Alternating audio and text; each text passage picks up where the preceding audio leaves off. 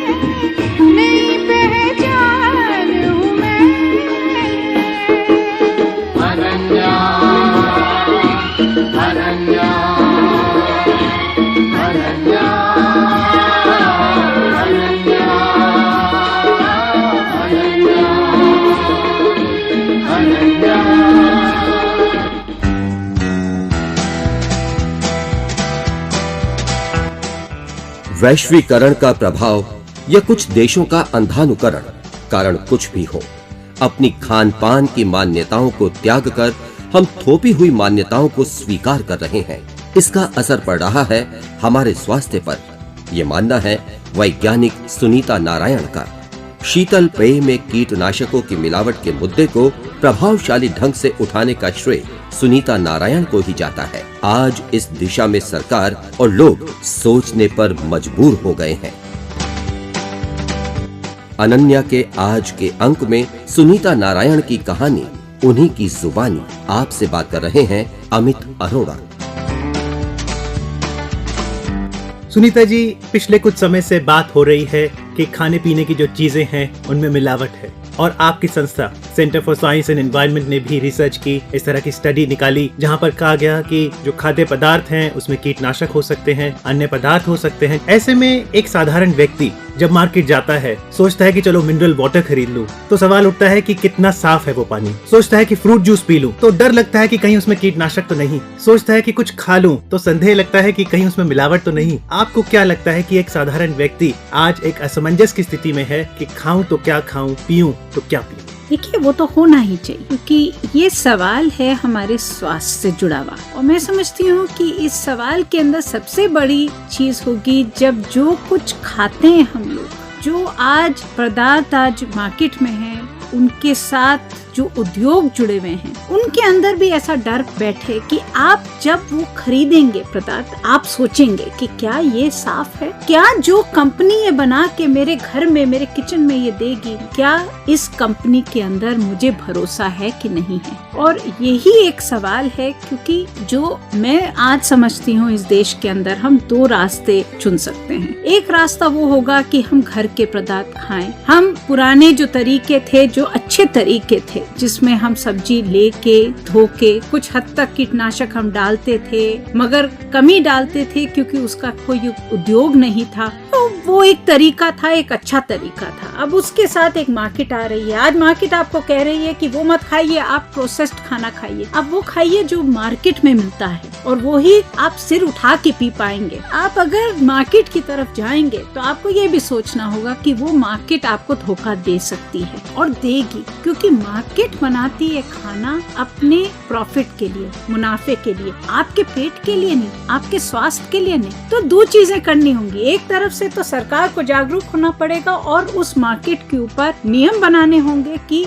वो कंपनी जो ऐसे पदार्थ बनाती है जो आपके स्वास्थ्य के ऊपर आपका फर्क पड़ सकता है, उसके ऊपर पूरी तरह से रोक हो और निगरानी हो कि वो नहीं कर सके ऐसा काम जिससे आपके स्वास्थ्य के ऊपर फर्क पड़ सके। दूसरी तरफ से आपको भी सोचना पड़ेगा कि क्या आप उस कंपनी के ऊपर भरोसा कर पाएंगे जो एक तरफ से तो कहेगी कि सिर उठा के पियो, और दूसरी तरफ से आपको पदार्थ देगी जिसमें कीटनाशक हो। तो सुनीता जी, मार्केट में जब जाते हैं तो कई पदार्थ हैं और लोग बड़ी जल्दी विश्वास कर लेते हैं, लेकिन CSE ने जब स्टडी की तो मोटे तौर पर किस तरह की चीजें सामने आई? देखिए, जब हमने स्टडी की, हमारा मकसद क्या था ये मैं आपको बता दूं, जिससे कुछ समझ आ जाए कि क्यों। हमारा मकसद ये है कि हम एक पर्यावरण के ऊपर जो काम करते हैं, हमें चिंता है कि हम इस देश में जो कीटनाशक ला रहे हैं, क्या वो हमारे खाने और पीने की चीजों में इस हद तक मिल जाएगा कि हमारे स्वास्थ्य के ऊपर फर्क पड़ेगा। हमने पानी के ऊपर जो टेस्ट किया, उससे पता चला कि हाँ, जो बोतल बंद पानी है उसमें कीटनाशक है, होना नहीं चाहिए।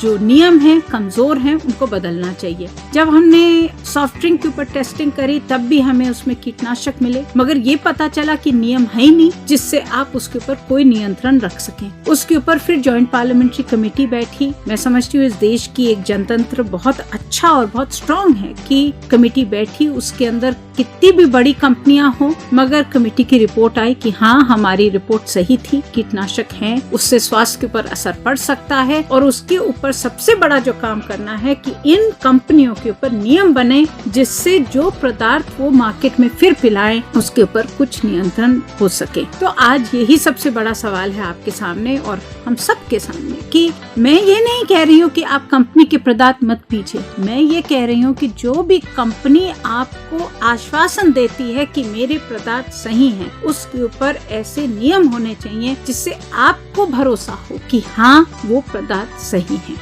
तो अगर लोग आपसे पूछें कि सुनीता नारायण को गुस्सा क्यों आता है? मुझे गुस्सा इसलिए आता है क्योंकि मैं समझती हूँ कि इस देश में बहुत कुछ हो सकता है। इस देश की जितनी ताकत है, मैंने और किसी देश में नहीं देखी। इस देश के लोगों में जितनी समझ है, जितनी सहानुभूति है, वो भी कहीं और नहीं मिलेगी आपको। मगर तब भी क्या हमने इस देश की हालत करी दी है।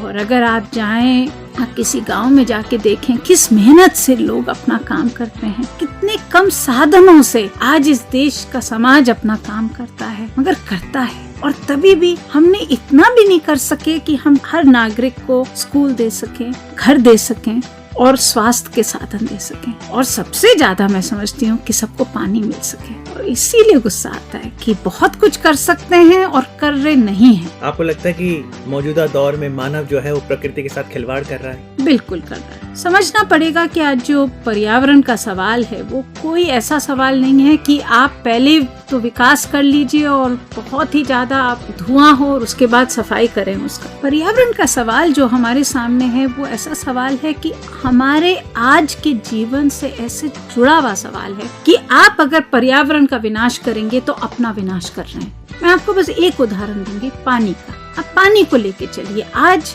इस देश में पानी की इतनी किल्लत है। पानी और पर्यावरण का बिल्कुल ही सीधा एक संबंध है, क्योंकि आपने पर्यावरण का विनाश किया, आपने पहले तो पेड़ काटे, आपके जंगल तबाह हुए, जो पूरी शक्ति थी, ताकत थी जमीन में पानी को रोक के रखने की, वो बिल्कुल खत्म हो गई। फिर आपने तालाब खत्म करे, अपने जो पूरे तरीके थे, एक विरासत जो मिली थी हमें पानी के साथ जीने की, वो उसको खत्म किया। आपने तालाब, कुएं, बावड़ी, जो भी अलग अलग तरीके थे इस देश के, वो खत्म करे। और आज ये हालत है, हम समझते हैं सरकार हमें पानी देगी, और जब सरकार के नलके में पानी नहीं होता तो हमें आक्रोश होता है। मगर हम ये एक दफे नहीं सोचते कि हमने जब पर्यावरण की चिंता नहीं करी तो पर्यावरण हमारी चिंता कैसे करेगा। क्या सरकार हमें पानी दे पाएगी? नहीं दे पाएगी, क्योंकि वो सरकार के जो पानी के स्रोत हैं, वो भी उसी पर्यावरण पर निर्भर है जिस पे हमने लात मारी है। लेकिन सुनीता जी, जाएं तो जाएं कहाँ? कुछ साल पहले हैंडपंप का पानी होता था, वो भी लोग पीते थे। फिर लोगों ने कहा नहीं जी, हैंडपंप का पानी अच्छा नहीं, तो नल का पानी पीने लग गए। फिर खबरें आई कि नल के पानी में भी सीवर का पानी मिल जाता है, तो चलो बोतल बंद पानी पी लो। अब आप कहती हैं बोतल बंद पानी में भी कीटनाशक हैं, क्या करें? करना आपको सोच समझ के करना होगा। जो आपने पूछा, इस देश के लिए बहुत बड़ा सवाल है। पानी का अगर आप सवाल देखें तो हमने पहले तालाब थे, उनको खत्म करे। तालाब खत्म हुए क्योंकि हमने इतनी गंदगी उन तालाबों में कर दी कि आज आप तालाब का पानी और किसी नदी का पानी नहीं पी सकते। उससे इतनी बीमारी फैलती है इस देश में। आज भी सबसे ज्यादा बच्चे मरते हैं तो गंदे पानी से मरते हैं। इस देश के लिए बहुत शर्म की बात है। फिर आपने कहा कि चलिए हैंडपंप से पानी पिएं क्योंकि भूजल साफ है। अब भूजल में भी आपने इतनी गंदगी, कीटनाशक हो गए भूजल में कि आप भूजल का पानी नहीं पी पाएंगे। सवाल यह है कि पानी क्यों आप इतना प्रदूषित कर रहे हैं, क्यों आप पानी के साथ बिल्कुल जीना भूल गए हैं। अगर आप राजस्थान में जाइए, वहाँ पर तो पानी क्या 100 मिलीमीटर 200 मिलीमीटर वर्षा पड़ती है। वहाँ पर आज भी कितने गांव होंगे जो अपने वर्षा के पानी के ऊपर जीते हैं, जो पानी रोक के रखते हैं, उसको संजो के रखते हैं और उसी पानी के ऊपर एक पूरा जीवन बनाते हैं। हम जो अंग्रेजी बोलने वाले लोग हैं, हमने उस पूरी समझ को नकारा। हमने कहा कि ये तो पिछड़ा हुआ समाज है, ये क्या जानते हैं अपने पानी के साथ जीने के लिए, ये क्या जानते हैं कि पानी का जो पूरा प्रबंधन होना है वो तो सरकार करेगी, हैंडपंप लगाएगी फिर, या नदी में से पानी लेके पाइप में लाके देगी आपको। आज इस देश में जो सबसे बड़ी जरूरत है, मैं समझती हूँ पानी के सवाल पे, कि यही है कि आप जो पुरानी जो समझ थी उसको फिर से जीवित करिए। उस समझ में जो एक बहुत सोच थी कि किस तरह से आप अपने पानी के साथ जिएंगे, हर समाज का पानी के साथ संबंध होगा, उस संबंध को फिर से बनाइए। और उस संबंध को बनाने के बाद ही आपको पानी जितना भी मिलेगा,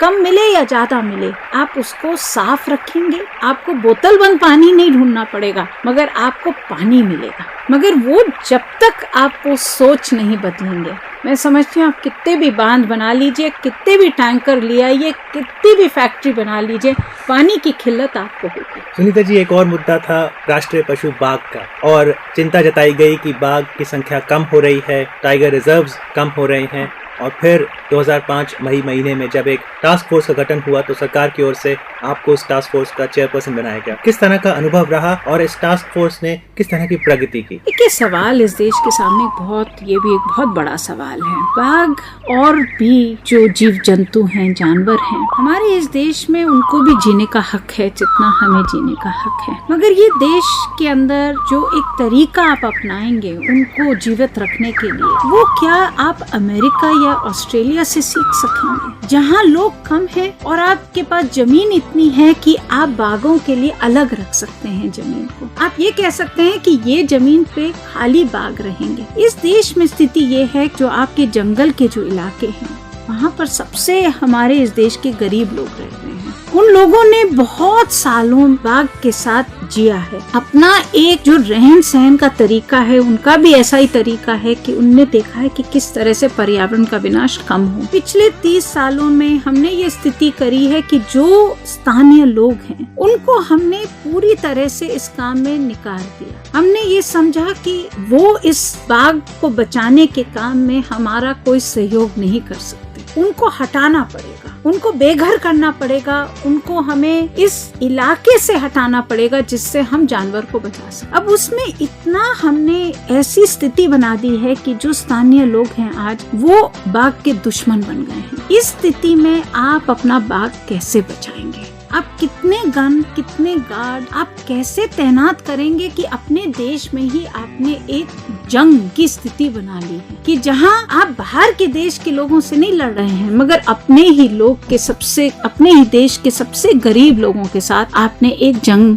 की स्थिति बनाई हुई है। जब ये टाइगर टास्क फोर्स का सवाल प्रधानमंत्री जी ने हमें सौंपा, उनके मन में भी मैं समझती हूँ यही एक सवाल था। देश के सामने एक बहुत बड़ी चुनौती है कि किस तरह से अपने बाघ को बचाएं। स्थिति ये है कि आपने, जैसे मैंने आपको कहा अभी, स्थिति ये है कि बाघ के ऊपर आज बहुत बड़ा डेंजर है। बाघ को बचाना बहुत मुश्किल है, बहुत कारणों से मुश्किल है। और इसीलिए जब प्रधानमंत्री जी ने ये काम सौंपा, मेरे मन में यही सवाल था कि क्या हम एक नया रास्ता निकाल सकते हैं? क्या इस देश में हम ऐसा रास्ता निकाल सकते हैं कि हाँ, बाघ भी जीवित रहे और जो लोग हैं, स्थानीय लोग हैं, गरीब लोग हैं, उनको भी उस संरक्षण से कुछ लाभ मिले। हमने जो अपनी रिपोर्ट में कहा वो यही सरकार को बताया कि देखिए, बाघ के ऊपर ये जरूर है कि हमें चिंता करने की जरूरत है। ये भी बात सही है कि बाघ को बचाना इस देश के सामने बहुत बड़ी चुनौती है, और ये भी बात सही है और भी जगह बाघ पूरी तरह से खत्म हो सकते हैं। मगर जो बचाने का तरीका है उसमें हमें दो चीजें अलग अलग करनी होंगी। एक, जो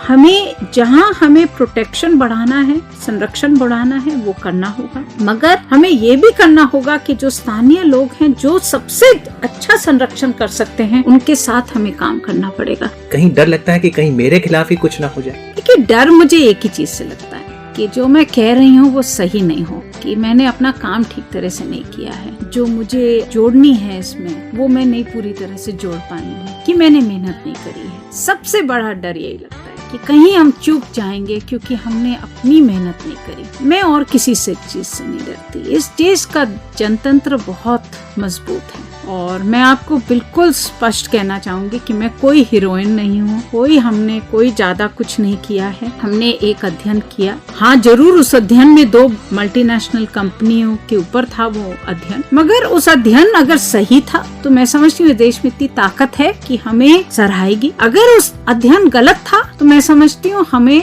डंडे मार के और हमारे ऊपर पत्थर फेंक के आपको ही हमें भगा देना चाहिए। हम इस देश में, इस देश के साथ मैं समझती हूँ एक पूरी तरह से हम काम नहीं कर पाते, क्योंकि हम अपने आप सोचते हैं कि ये देश कमजोर है और देश के लोग कमजोर हैं। आज तक जितना भी हमने काम किया है, अगर काम अच्छा किया है, सही किया है, उसमें मेहनत करी है, तो हमें डरने की कोई जरूरत नहीं है। और ये मैं समझती हूँ सबके लिए एक उदाहरण होना चाहिए। जो एक साइंटिस्ट है जो काम करता है, वैज्ञानिक है जो अपनी संस्था में काम करता है, जो एक अफसर है, सरकारी नौकरी करता है, या जो कोई किसान हो या जो भी हो, कि इस देश में इतनी शक्ति है कि अगर आप सही बोलें कि जितनी आपकी जानकारी है उसको सामने रखें लोगों के सामने। सच तो बहुत दूर की बात है, सच क्या है वो तो आप और मैं जानते भी नहीं होंगे, मगर सही जो है उतना तो हमें हिम्मत होनी चाहिए कि जो हम समझते हैं सही है वो हमें रखने की हिम्मत हो, सबके सामने रखने की हिम्मत हो। ये देश आपको बहुत सपोर्ट करेगा। देश सपोर्ट करेगा। और आपने कहा कि देश में काफी शक्ति है। महिला सशक्तिकरण की भी बात होती है, कह सकते हैं कि आप एक सफल महिला हैं। तो जब आप इन बातों को उजागर करती हैं, क्या एक महिला होने के नाते आपको कोई खास चुनौतियों का सामना करना पड़ा? देखिए, कहना बहुत मुश्किल है, किसी भी काम में चुनौतियां तो आती हैं, मगर जो काम मैं करती हूँ, जिस फील्ड में हम लोग काम करते हैं, वहाँ पर जो बाकी के लोग होते हैं बहुत कम महिलाएं होती हैं, ये बात सही है। और जो हम कहते हैं जिस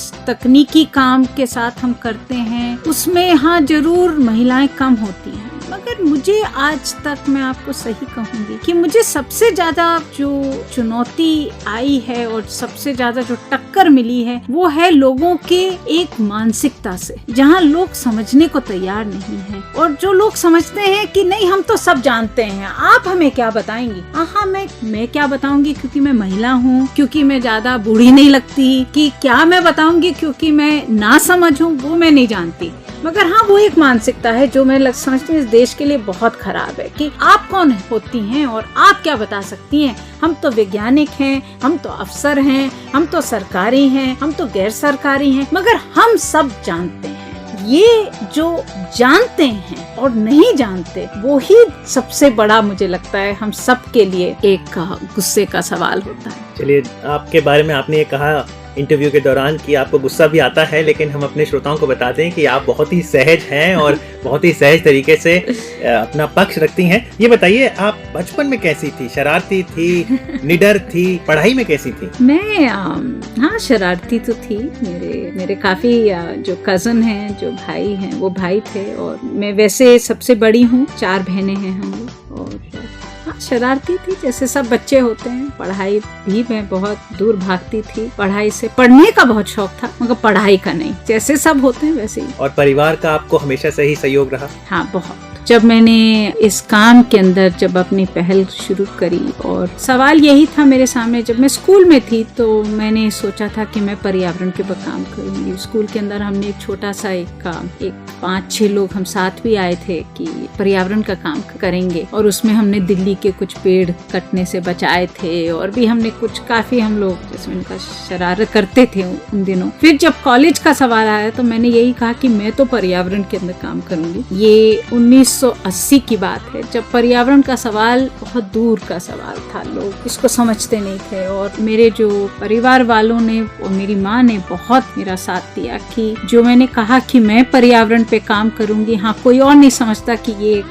बहुत बड़ा सवाल है, कोई सिखाता भी नहीं है, मगर तभी भी मैं इस पे ही काम करूंगी। और उसके अंदर अगर मुझे वो सपोर्ट नहीं मिलता होता तो आज मैं पता नहीं और क्या कर रही होती। तो आपने स्कूलिंग कहाँ से की, कौन से कॉलेज से हैं आप? मैं दिल्ली में, मैंने पहले तो लोरेटो कॉन्वेंट है दिल्ली में कैंट में, तो वहाँ पर मैंने अपना पहले स्कूलिंग करी। फिर क्योंकि उसी समय वो 10+2 का जो बदलाव आया था, तो इस स्कूल में खाली 10वीं तक था, तो मुझे किसी और स्कूल जाना पड़ा। तो मॉडर्न स्कूल है बाराखंबा रोड पर, तो वहाँ पर मैंने अपनी स्कूलिंग खत्म करी। स्कूल के बाद मैं चाहती थी कि मैं पर्यावरण पे काम करूं, तो मैंने 1 साल छुट्टी लेने का मैंने तय कर लिया कि कॉलेज नहीं जाऊंगी, क्योंकि कॉलेज के अंदर कहीं भी दिल्ली में कोई कॉलेज पर्यावरण के बारे में कुछ नहीं सिखाने को तैयार, कोई ताकत ही नहीं, उन दिनों तो कोई कोर्स ही नहीं था। तो मैंने फिर 1 साल, फिर मेरा वो 3 साल हो गया, और मैंने फिर कॉलेज कॉरेस्पॉन्डेंस से किया। 3 साल मैंने काम किया। पहले 1 साल अहमदाबाद में एक संस्था है, वहाँ पर काम किया जो पर्यावरण के ऊपर काम कर रही थी, और बहुत सीखने को मिला। फिर मुंबई गई कुछ महीनों तक, और फिर दिल्ली में जिस संस्था से मैं आज जुड़ी हूँ, वहाँ पर मैंने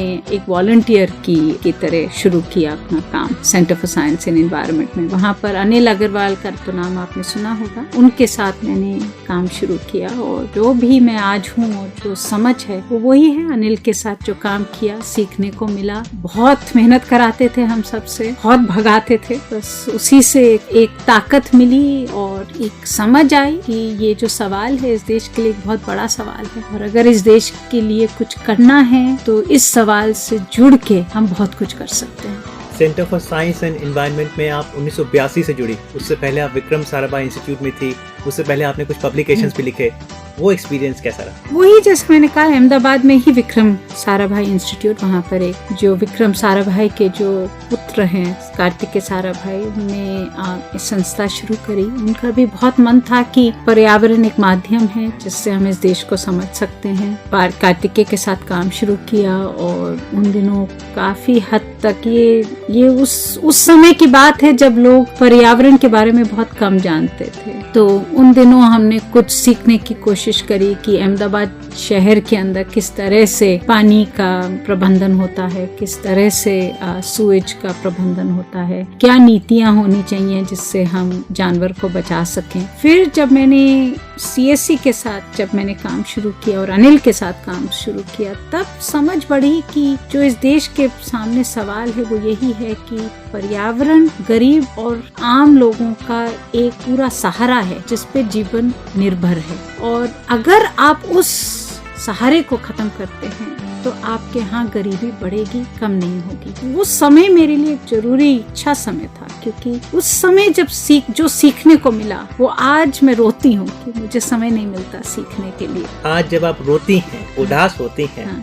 क्या करती हैं आप? फिल्में देखती हैं, बागवानी करती हैं, क्या करती हैं? नहीं, मेरी कोशिश रहती है कि क्योंकि हम लोग एक पत्रिका निकालते हैं और उसमें डाउन टू अर्थ करके पत्रिका निकालते हैं। पत्रकारिता एक चीज होती है, एक माध्यम है जिससे आप बहुत कुछ इस देश के बारे में समझ सकते हैं, अपने काम के बारे में समझ सकते हैं। सबसे ज्यादा मेरी कोशिश रहती है कि कहीं ना कहीं मैं एक रिपोर्टर बन जाऊं, 1 महीने में 1 दिन के लिए भी कहीं रिपोर्टर बन जाऊं। अगर मैं किसी भाषण के लिए जा रही हूँ या कुछ काम के लिए जा रही हूँ, कि मैं उस शहर के अंदर कुछ और सीख लूं, उसके आसपास कुछ गांव है वहाँ जाके कुछ देख लूं, वहाँ पर नदी प्रदूषित है उसके बारे में खबर आई है, वहाँ पर जाके लोगों से मिलाऊं। वो मेरे लिए सबसे, जिस चीज से मुझे आनंद मिलता है वो है। तो यानी कि जब आपको चमेली देवी अवार्ड मिला आउटस्टैंडिंग मीडिया पर्सन का, तब आप बहुत खुश हुई होंगी? हाँ, वो मेरे लिए एक प्रोफेशनल अचीवमेंट के लिए बहुत अच्छा था, क्योंकि मैं समझती हूँ जो मैंने किया है, सीखा है, वो एक पत्रकारिता की एक स्किल है, और उसी स्किल से